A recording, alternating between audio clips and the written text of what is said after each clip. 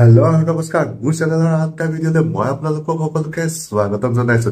আজি নতুন এটা ভিডিঅ'লৈ মই আপোনালোকৰ আগত উপস্থিত হৈছো। তো আজি ভিডিঅ'টো বলক ষ্টাৰ্ট কৰো আৰু আপোনালোকৰ খবৰ খাতি কেনেকুৱা জনাব কমেণ্ট কৰি।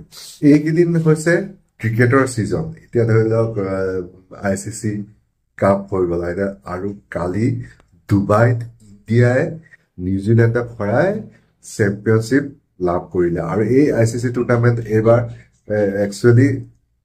এইবাৰ পাকিস্তান আৰু ডুবাই দুটাই মিলি মেলি ICC টুৰ্ণামেণ্টখন পালন কৰিছিলে।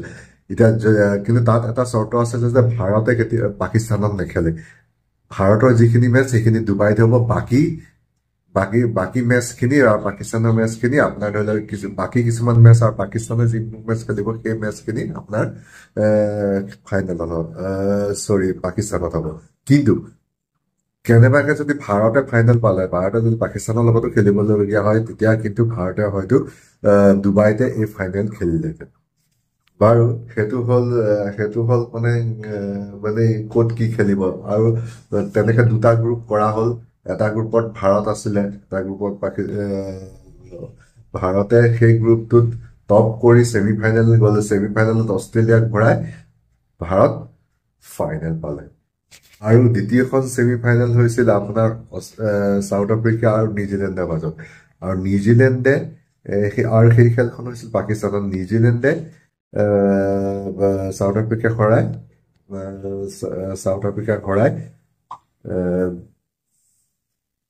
ফাইনেলত স্থান দখল কৰিবলৈ সক্ষম হয়। আৰু ফাইনেলত নিউজিলেণ্ডে আকৌ ভাৰতৰ মুখামুখি হ'ব। তাৰ আগতেও ভাৰতৰ মুখামুখি এবাৰ হৈছে নিউজিলেণ্ডে, সেইবাৰ নিউজিলেণ্ডে হৰাইছিলে।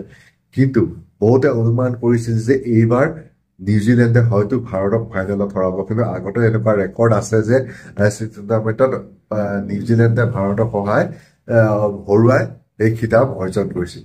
কিন্তু এইবাৰ হৈছে ৰোহিত বাহিনীৰ নেতৃত্বৰ টিমটো, আৰু এই টিমটো অন্য আগৰ টিমতকে বেলেগ বুলি ধৰা হয়। বেলেগ বুলি নহয়, আৰু চবতছে ক'বলৈ গ'লে মানে এইবাৰ যিটো ৰোহিত বাহিনীৰ টিম আছে আৰু ৰোহিতৰ কেপ্টেনশ্বিপ ছাকচেছ ৰেট সকলোতকে বেছি। আৰু দেওবাৰে আহি গ'ল সেই ফাইনেল টুৰ্ণামেণ্টত। ভাৰতে টছ হাৰিলে আৰু নিউজিলেণ্ডে টছ জিকিলে। টছ জিকি নিউজিলেণ্ডে ফাৰ্ষ্ট বেটিং কৰিবলৈ ল'লে। নিউজিলেণ্ডৰ প্ৰথম অপেনিং খিনি ভালেই আছিলে, কিন্তু মাজতে সিহঁতৰ টিমটো বৰ লৰফৰাই গ'ল আৰু সিহঁতে যিয়ে নহওক পিছত আকৌ 251 ৰানৰ এটা টাৰ্গেট নিৰ্ধাৰিত কৰি দিলে। আৰু সেই টাৰ্গেটটো হয়তো ইণ্ডিয়াৰ কাৰণে বহুত দিগদাৰী নাছিলে, বহুত প্ৰব্লেম নাছিলে। আৰু অপেনিং জুৰি শুভমন গিল আৰু ৰোহিত শৰ্মাই এটা ভাল ষ্টাৰ্ট দিছিলে, টাফ ষ্টাৰ্ট দিলে আৰু 100ৰ ওপৰ ৰান প্ৰথম জুৰিয়ে কৰিলে। কিন্তু তাৰ পিছত লগে লগে 2-3টা উইকেট গুচি গ'ল। শুভমন গিল গ'ল, আকৌ বিৰাট কোহলি গ'ল, অলপ দেৰি পিছত আকৌ আপোনাৰ হেৰিও গ'ল, ৰোহিত শৰ্মা গ'ল। কিন্তু তাৰ পিছত আকৌ শ্ৰেয়স আয়াৰ আৰু ৰাহুলে অলপ পকৰমে ভালকে খেলি টিমটো আগুৱাই লৈ গৈছে।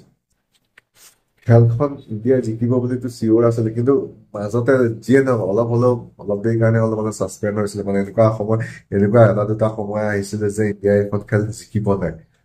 আল্টিমেটলি ইণ্ডিয়া টেইল এণ্ডাৰখিনি ভাল বেটিং কৰে। চ' তাহাঁতে ফৰ্মতো আছিলে।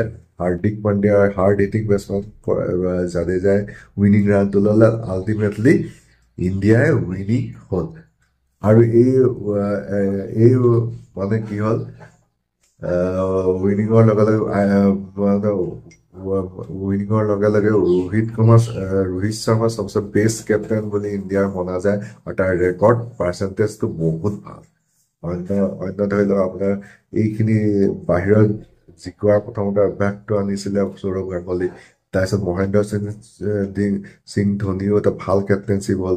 তাৰপিছত ৰাহুল দ্ৰাবিড়ে অলপ দিন কেপ্টেইনশ্বিপ কৰিছিলে, বিৰাট কোহলিয়ে কেপ্টেইনশ্বিপ কৰিছিলে। কিন্তু এই সকলোবোৰ হৈছে প্ৰায় ৰোহিত শৰ্মাৰ ৰেকৰ্ড কোনো বাকী সকলোবোৰতকে ভাল আৰু সিহঁতে কেপ্টেনশ্বিপৰ ঘৰত সি তেখেতে নিজেও ৰান কৰিছিলে আৰু আপোনাৰ ফাইনেলত ৰান কৰি আৰু ইণ্ডিয়া আল্টিমেটলি ডুবাইত এই ট্ৰফি জিকিবলৈ সক্ষম হৈছিল আৰু এই ট্ৰফি জিকাৰ কাৰণে ইণ্ডিয়া বহুত লাভৱান হ'ল BCCI যিহেতু সকলোতকৈ ধনী ক্ৰিকেট আৰু জিকাৰ যিখিনি হেৰি আছে সেইখিনি এক্সট্ৰাকে বহুত কিবা কিবি টকা পাবলৈ সক্ষম হৈছে চ' সেয়াই আৰু আজিৰ ভিডিঅ'টো ইমানতে সামৰিছো ভিডিঅ'টো চাই কেনেকুৱা পালে নিশ্চয় জনাব যদি চাই ভাল পালে লাইক শ্বেয়াৰ ছাবস্ক্ৰাইব কৰিবলৈ নাপাওঁ আজিলৈকে ইমানতে বাই বাই